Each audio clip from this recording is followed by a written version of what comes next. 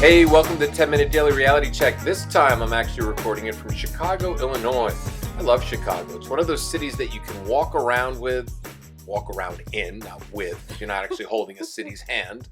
And you can literally be over it in 48 hours. It's just got that type of feel. There's great neighborhoods, there's great people, there's food that makes your belly grow fat.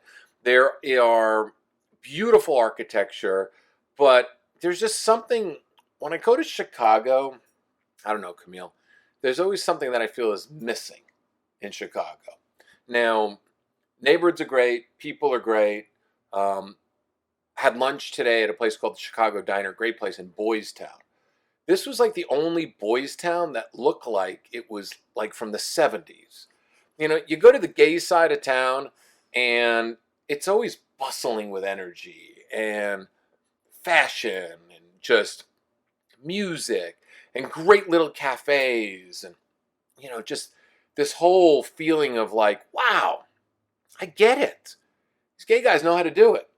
I went here and I felt like it was, I don't know, it was like kind of like if my father turned gay, he'd be able to live there and be undercover. It just wasn't exactly bustling. So to me, Chicago doesn't have that cool factor. Is it? Yeah. Because it's a great place. Like the lakefront. Oh my God, Lakeshore Drive. One of the most beautiful drives you can do. Walking around that lake is absolutely gorgeous, but there's just something, always when I come here, I feel like it's just missing as to be one of the greatest cities in the world. There's always something here that I just feel like it just fully did not develop a neighborhood the right way. Like I walked around Lincoln Park, and Lincoln Park's a really cool little neighborhood, but it didn't have any like really like Energy. amazing stores that you looked at and said to yourself like, wow, I really got to go into this store. It just didn't have it. Wrigleyville is cool. I mean, it's got architectural stuff, but it's missing that energy. It's missing that pizzazz that New York has. Yeah. And maybe that's a good thing too, because Chicago's good for its own reason. But this is a great intro because in life, I love to take a hit off of other human beings. And I like to take a hit off of cities. I believe that when I go somewhere, there's a certain high that I get from going to a certain city. Mm-hmm. Like New York, I get this great buzz where I'm going consistently, right? Los Angeles, I get this really weird buzz. It's almost like a heat rash because I just can't believe some of the shit people say to each other and believe. San Francisco, there's like this energy there that's really different. London, there's this amazing energy. And then it's the people you connect with. And I think in Chicago, I don't get the people high that I get in other places. Yeah, I don't get this like, I don't know, like a life-changing feeling. Because to me, relating and connecting with people is a fucking high. Mm-hmm. I mean, it's one of the greatest highs in the world.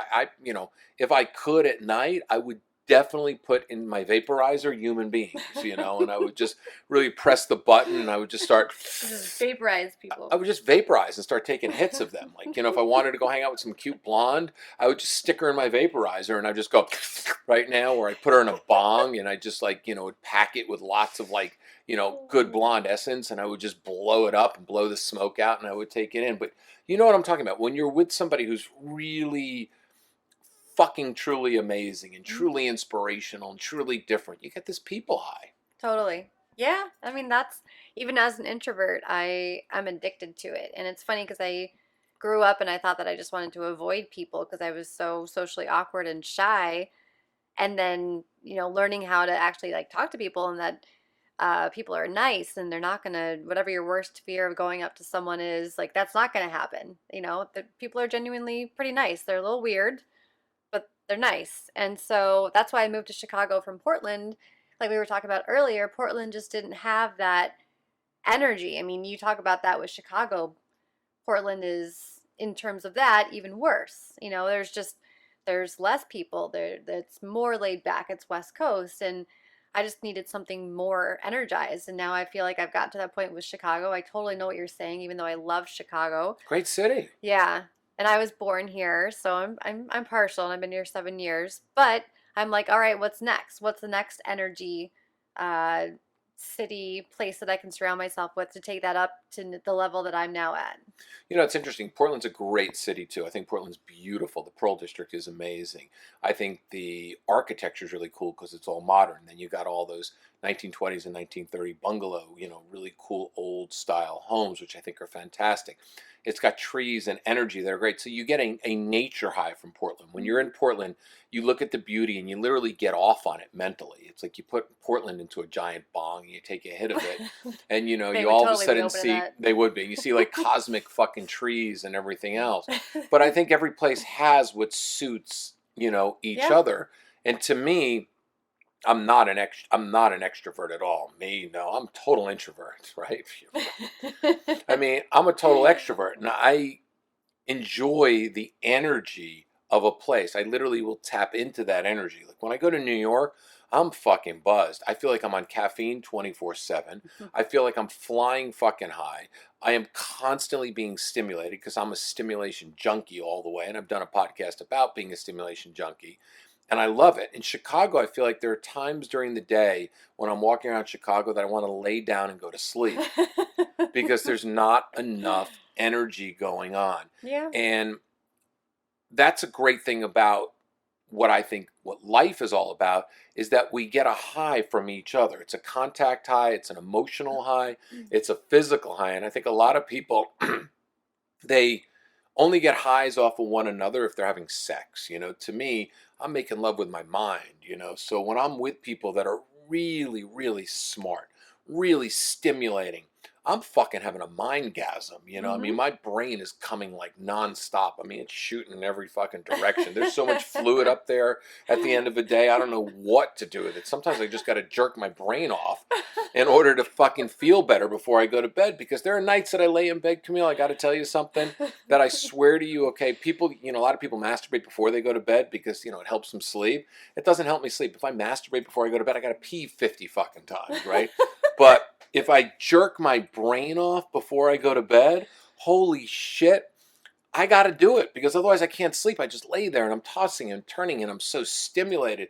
So at night, I just take some coconut oil and I just massage my head, just like, well, Do you you can't. really? Yeah, I totally do. Everybody can't see it right now, but I literally take both hands and in a like typical jerk off manner, I stroke my head up and down, back and forth till I get all my fucking jizz out of my brain.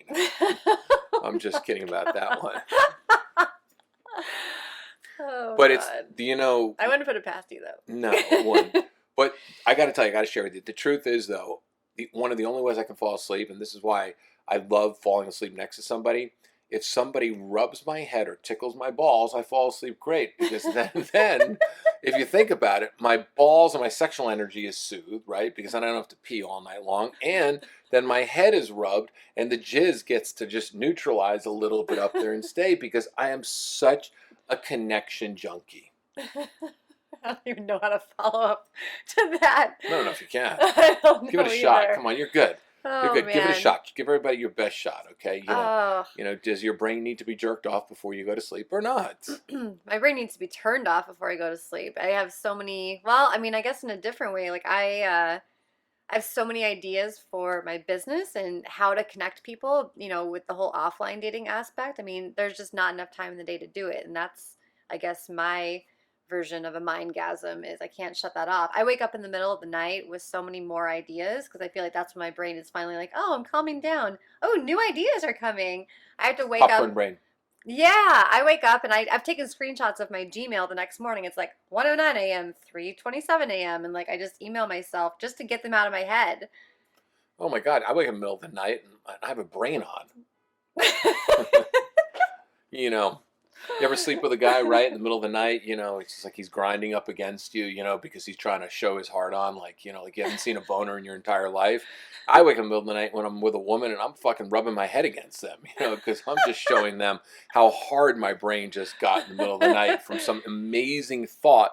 Exactly, just like that, just rubbing the side of their body with my brain.